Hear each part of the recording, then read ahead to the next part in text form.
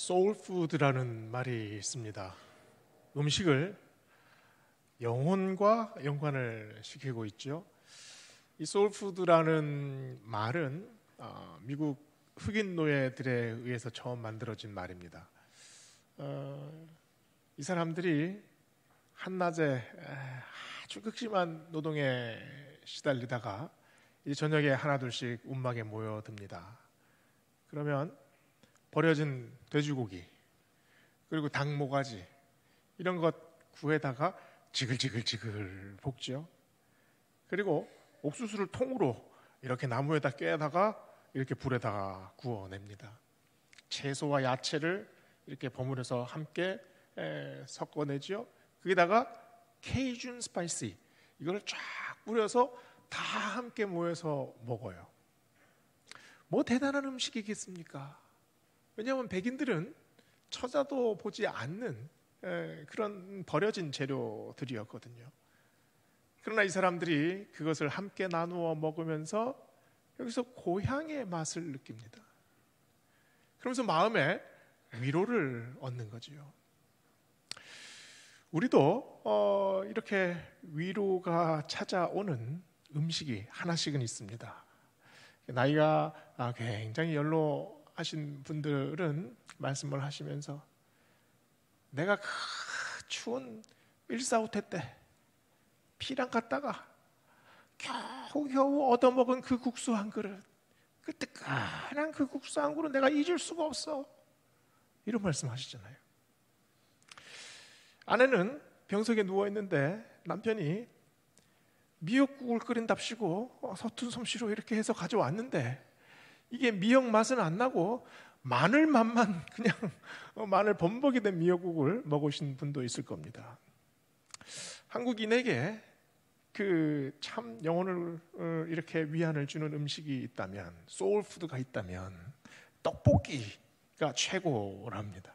그 배가 출출할 때 지나가다가 이 뜨끈한 그 떡볶이 국물에 그 튀김을 하나 탁 찍어서 먹으면 이 맛이 기가 막히잖아요.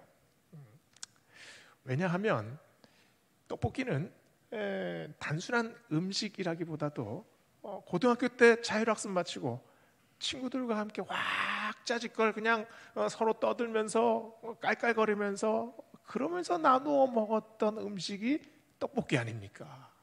여기 정감이 그대로 묻어 나거든요. 어쩌면 음식은 단순한 맛이 아니라 그리운 맛, 그리고 위로하는 맛일지도 모릅니다. 음식은 배만 든든하게 하는 것이 아니라 마음까지도 든든하게 만들어주기 때문입니다. 우리가 아주 힘든 일 때문에 막 괴로워하다가 또 이 일을 어떻게든 처리해야겠다고 막 고민하다가 퍼뜩 정신을 차린 다음에 그래 일단 먹고 하자 이런 생각을 하지 않습니까? 모든 한 끼는 중요합니다. 그리고 빈속을 채우는 일도 참 중요해요. 그러나 모든 밥이 우리에게 위로를 주지는 않습니다. 위로를 주는 밥은 따로 있지요. 정말 정신없이 고난과 역경 속을 헤쳐나갈 때, 그때는 아픈 줄도 모르고 배고픈 줄도 모릅니다. 그런데 그 일을 끝내고 나서 집에 다 지친 몸을 끌고 들어왔는데 식탁에 보글보글 된장찌개가 끓여져 있어요. 이 위로 자체 아닙니까? 음식 자체가 위로이기보다는 그 음식에 담겨져 있는 마음이 우리에게 전해질 때 그게 위로가 됩니다. 사실 위로는 거창하지 않습니다. 누군가에게 받은 작은 카드 한 장, 그리고 따뜻한 밥 한 그릇, 그리고 누가 내 어깨를 한 번, 두 번 다독거려진 그 손 별것 아닙니다. 그러나 내 마음이 구겨져 있을 때 그 다독거림 한 번 받으면 그게 구겨진 내 마음을 따뜻하게 다림질하는 것처럼 느껴지잖아요. 오늘 말씀은 사도 바울이 고린도 교회에 쓴 편지입니다. 그런데 상당히 예외적으로 서론에서 위로의 말을 전합니다. 사도 바울의 서신서 중에 이 서두에서 위로의 말을 직접적으로 이렇게 전한 편지는 하나도 없습니다. 이 사도 바울은 자신에게는 물론이고 지금 고린도 교회 교인들에게도 위로가 절실하다라고 느꼈습니다. 오늘 말씀의 8절에 보면 아시아에서 만난 환난이라는 말을 언급을 해요. 그러나 이 단순한 한 가지 사건 때문이 아니라 사도 바울이 겪었던 수많은 일들이, 그 고통이, 그 고난이 아마 위로가 필요했던 것 같습니다. 그래서 8절 10절에 나오는 단어들이 예사롭지가 않아요. 환난, 힘에 겹도록 심한 고난, 살 소망까지 끊어지는 고통, 사형 선고를 받은 것 같은 상황, 큰 사망. 정확히 그 사건이 어떤 사건인지는 알지 못합니다. 그러나 사람의 힘으로 헤쳐나가기에는 너무 벅찬 일, 그리고 살 소망까지 끊어지는 것 같은 그 절박함, 사형 선고를 기다리는 사형수의 마음, 그 마음이 바울에게만 있었던 것이 아니라 지금 편지를 전하는 고린도 교회인들도 전체가 다 알고 있는 사건이었습니다. 교회 전체를 영적으로 짓누르고 있는 그 사건이 뭔지는 모르지만 그 사건 때문에 참으로 마음에 갈급함이 있었다는 것을 우리가 알 수가 있죠. 고린도 교회는 단순한 이 사건뿐만 아니라 교회 전반적으로 굉장한 문제가 있었습니다. 고린도는 당시에 상당히 악명 높은 도시였습니다. 눈뜨고 볼 수 없는 그런 음행이 도시 전체에 만연되어 있습니다.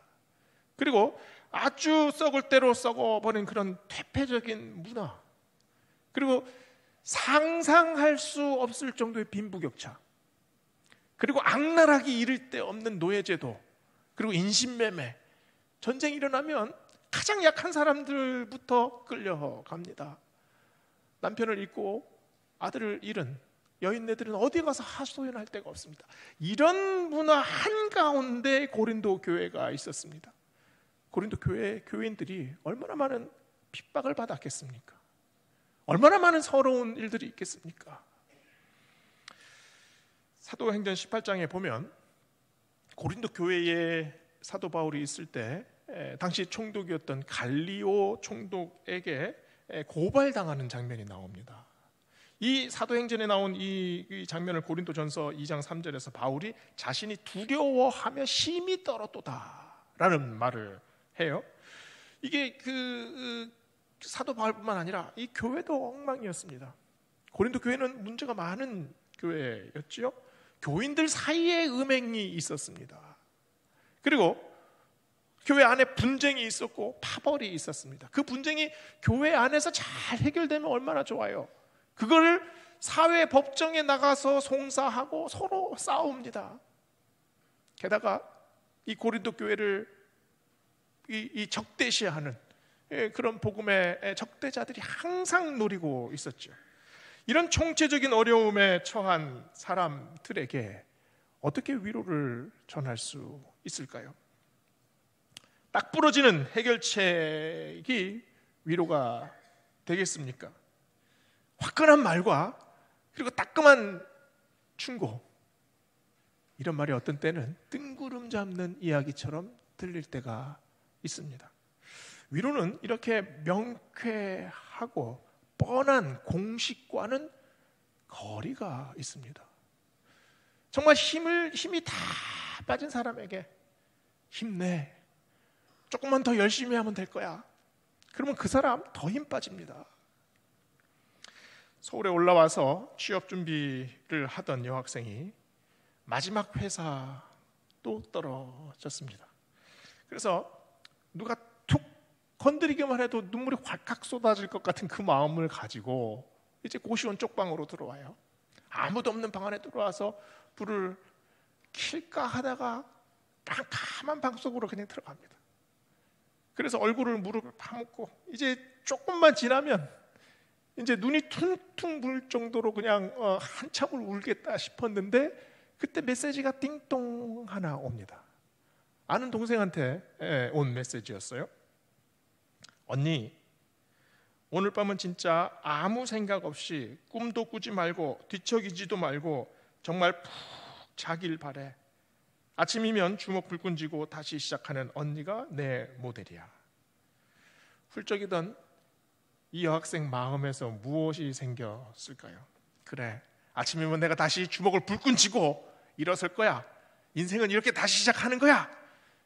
이런 마음 생기지 않습니다. 그러나 훌쩍임이 멈춰요. 그리고 내 마음속에 있는 이미 다 부서진 것 같은 그 용기의 카드를 다시 조금씩 만지작거리기 시작합니다. 그리고 내 안에 다 죽어있던 것 같은 자신감이 조금씩 생겨나요. 왜 그렇습니까? 나의 가능성을 알아주는 한 사람의 그 작은 메시지, 그게 그 용기를 살려내거든요. 위로는 참 어렵습니다. 납득할 수 없는 슬픔 그리고 고난을 당한 사람에게 위로를 전했을 때 그게 충고로 들려질 때도 많습니다. 그 위로가 아주 그 세상이 무너지는 것 같은 슬픔을 당한 사람에게는 약이 되는 것보다 독이 되는 경우도 있어요. 그래서 위로는 말 한마디가 아니라 우리의 인격입니다. 내가 위로의 말을 전할 때 그 말 안에 기도가 녹아 있어야 합니다. 내가 그 사람에게 위로를 전할 때 내 손짓, 내 행동 안에 사랑이 묻어나야 합니다. 예수님이 이 땅에 오셨던 성탄의 계절은 고요하고 거룩한 밤이 아니었습니다. 시집 가기도 전에 마리아가 임신했어요. 마리아가 중년 여인이었습니까? 이제 고등학교 이제 졸업했을 만한 그 나이, 아무것도 모르는 그런 여학생의 나이였는데 이 마리아가 당한 충격과 그리고 갈등과 고뇌와 불안, 이건 말도 할 수 없을 만큼 컸을 겁니다. 그럼 요셉은 달랐습니까? 성경에 보면 요셉이 의로운 사람이라 조용히 끊고자 하였다라고 아주 간략하게 서술합니다. 그러면 요셉의 마음도 이렇게 간략하게 정리될 수 있었을까요? 겉으로 보기에는 요셉은 굉장히 조용한 사람처럼 보입니다. 그러나 그의 내면은 펄펄 끓었을 거예요. 예수님께서 이 땅에 오신 성탄 직후 예루살렘과 베들레헴에 피바람이 불었습니다. 헤롯 왕이 예수님과 같은 나이, 비슷한 나이의 아이들을 다 죽이라고 하지 않았습니까? 그때 수천수만의 엄마들의 통곡 소리가 그 일대를 강같이 흘렀어요. 그래서 마태복음 2장 18절은 라마에서 크게 통곡하는 소리가 들리니 라헬이 그 자식을 위하여 애곡하는 것이라. 그가 자식이 없으므로 위로받기를 거절하였도다 라고 말을 합니다. 자식을 잃은 어머니는 위로받기를 거절합니다. 야곱이 형제들이 요셉이 늑대에 물려서 죽었습니다 하고 피가 뚝뚝 떨어지는 옷을 가져왔을 때 창세기 37장 35절은 모든 자녀가 위로하되 야곱은 그 위로를 받지 아니하였다 라고 말을 합니다. 살아야 될 의미를 찾지 못했다는 거죠. 욥은 다릅니까? 욥도 자기가 당한 고난에서 한탄합니다. 내가 어찌 모태에서 죽지 아니하였던가? 내가 태어날 때 왜 그 자리에서 죽지 않았나? 내가 왜 눈을 떠서 이 빛을 바라보았나? 차라리 죽을 걸. 이러면서 한탄합니다. 그때 참 대단한 게 친구들이 와서 욥과 함께 하잖아요. 욥기에 보면 친구들이 7일 동안 한마디도 하지 않고 그 욥과 함께 합니다. 대단한 친구들이죠. 그런데 그 욥의 친구들이 기간이 자꾸 길어지자 마음이 불편해집니다. 이 욥의 친구들이 가진 마음이 뭡니까? 이제 그만 울어라. 우리가 위로하는 그 위로를 이제 받아들여라. 우리도 힘들다, 이 뜻 아닙니까? 그러나 예수님은 어떻게 말씀하십니까? 애통하는 자는 복이 있나니 저희가 위로를 받을 것이다. 그 위로가 어떤 위로입니까? 그 위로는 사람의 위로가 아닙니다. 그 위로는 하늘의 위로입니다.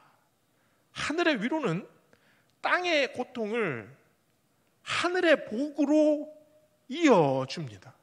이 위로를 어떻게 사람이 할 수 있겠습니까? 사람이 하는 위로는 잠깐의 위로지요.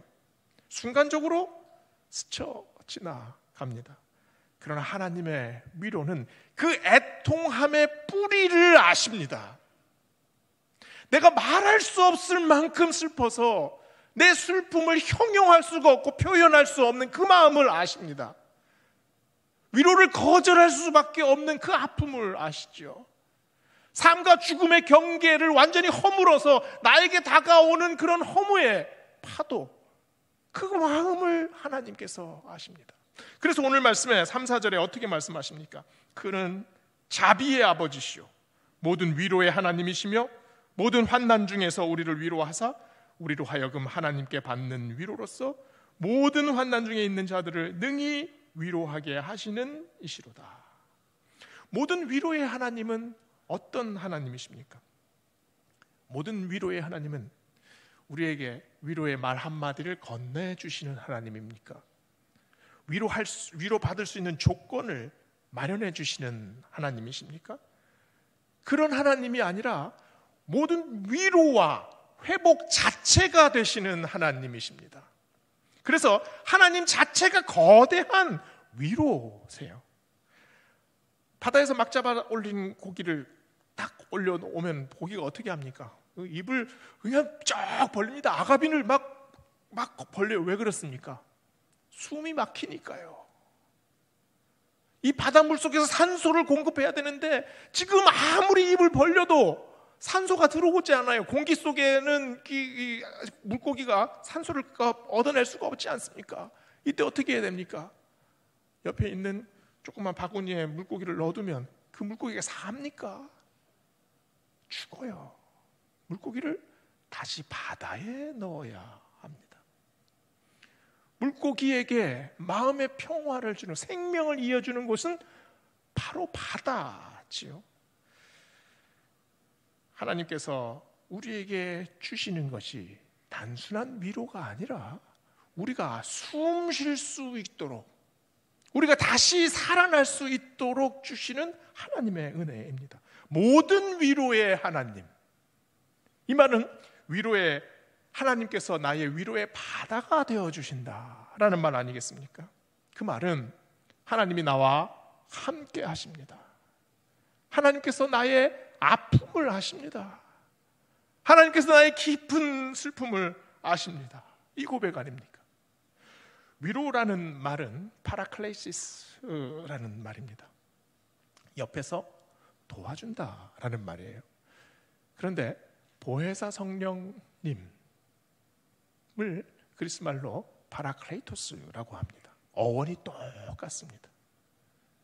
성령님이 가장 역점을 두고 하시는 일이 바로 위로입니다. 마음을 살피시는 일이죠. 그래서 로마서 8장 26절에 성령님을 어떻게 증거합니까? 성령도 우리의 연약함을 도우시나니 우리가 마땅히 빌 바를 알지 못하나 오직 성령이 말할 수 없는 탄식으로 우리를 위하여 친히 간구하시느니라. 늘빛교회를 담임하시는 강정훈 목사님이라는 분이 아내의 암투병 하는 과정을 담담히 적어놓은 글을 읽어본 적이 있습니다. 이 아내분은 남편인 이 목사님이 자기가 고통에 힘들어하는 모습을 보는 것을 원치를 않았대요. 그래서 이 고통이 막 찾아오면 방에 들어가서 문을 걸어 잠굽니다. 그리고 혼자서 침대에서 끙끙대며 그 고통을 참아내요. 그럼 목사님은 방문 앞에 서서 그 신음소리를 하나하나 고스란히 다 듣습니다. 새벽 2시, 3시쯤 되면 이제 아내가 고통에서 풀려나요. 그러면 남편 목사님이 들어가서 아내의 눈물을 닦아줍니다. 그리고 조용히 안아서 일으켜요. 그 밤에, 그 새벽에 이 두 부부가 함께 밖으로 나와 걷습니다. 손을 잡고 아무도 없는 밤거리를 둘이서 조용조용 걸어가면서 작은 찬송을 읊조린대요. 그 찬송이 그렇게 애달플 때가 없답니다. 동시에 그렇게 간절할 수가 없답니다. 한번 생각해 보세요. 아무도 없는 거리에 두 부부가 걸음을 조심조심 걷고 있어요. 그 마음을 누가 알겠습니까? 아무도 알 수 없습니다. 그 간절한 마음을, 그 깊은 슬픔을 누가 이해하지 못합니다. 그러나 그 모습을 누가 보고 있습니까? 하나님이 보고 계십니다. 그 마음에 누가 들어오십니까? 성령님께서 말할 수 없는 탄식으로 우리는 빌 바를 알지 못하나 친히 간구하고 계십니다.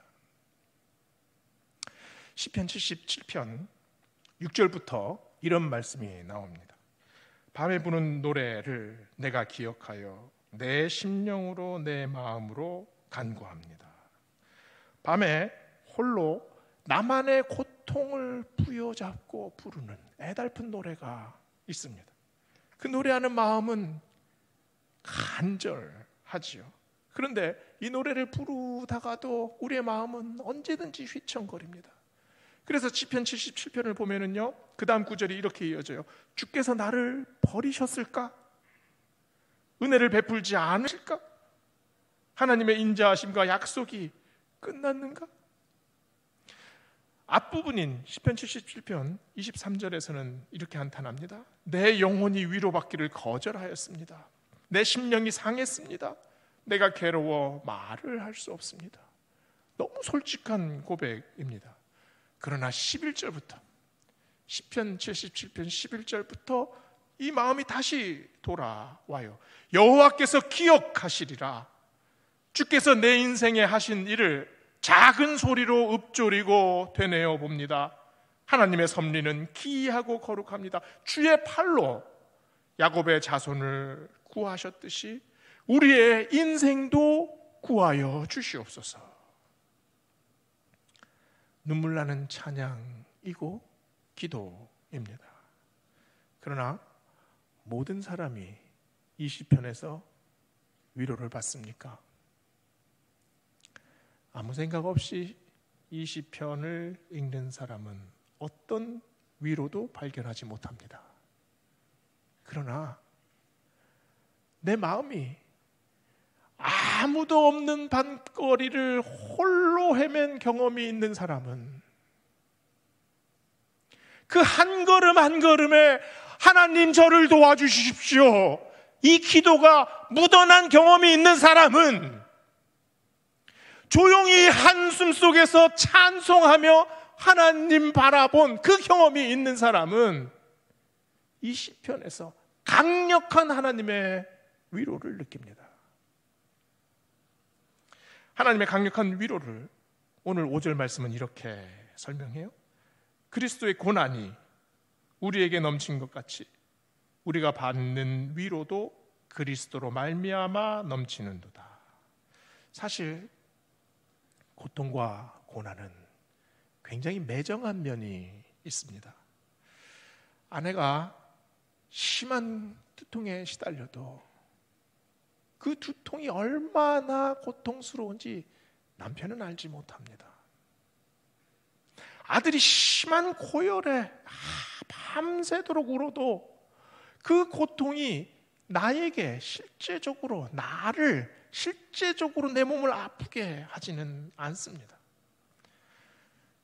그러면 실제적으로 그 고통이 옮겨진다면 어떨까요? 아픔이 이동하고 그리고 눈물이 실제적으로 나에게 전달된다면 머리가 깨지는 두통과 열이 펄펄 나는 신음이 있습니다. 그런데 그게 맞바꾸기가 가능하다면 내 인생을 살아갔던 모든 실패와 어두움이 누군가가 다시 감당할 수 있기만 한다면 그러면 우리의 인생은 달라집니다. 우리 인생을 다시 보게 돼요. 그리스도의 고난은 우리와 동떨어진 고난입니까? 나를 위한 고난이고 나를 살리기 위한 고난입니다. 그래서 나의 고통과 나의 신음이 전가된 고통, 그것이 십자가의 고통이에요. 그분의 고난이 우리의 삶 속에 있습니다. 다른 사람은 알지 못합니다. 느끼지 못합니다. 고백할 수도 없어요. 그러나 그리스도의 십자가 안에 나의 고통이 있습니다. 나와 함께 그냥 아파하시는 것이 아니라 내 손을 잡고 그냥 함께 걸으시는 것이 아니라 함께 찬송하면서 위로하는 것이 아니라 그 안에 예수 그리스도의 십자가 안에 나의 고통이 있습니다. 그래서 사도 바울은 내가 그리스도와 함께 십자가에 못 박혔나니 이제 내가 산 것이 아니요 오직 내 안에 그리스도가 사신 것이라 고백합니다. 우리는 이 말씀을 들을 때 내가 그리스도의 고통 안에 동참하는 것이라고 생각합니다. 그러나 사실은 그리스도께서 나의 고통에 동참합니다. 십자가가 나의 몸이 되고 내 영혼이 돼서 십자가에서 나의 고통과 나의 고난을 직접 받아내십니다. 세상에서 내가 받는 미움과 모욕의 채찍을 받아내십니다.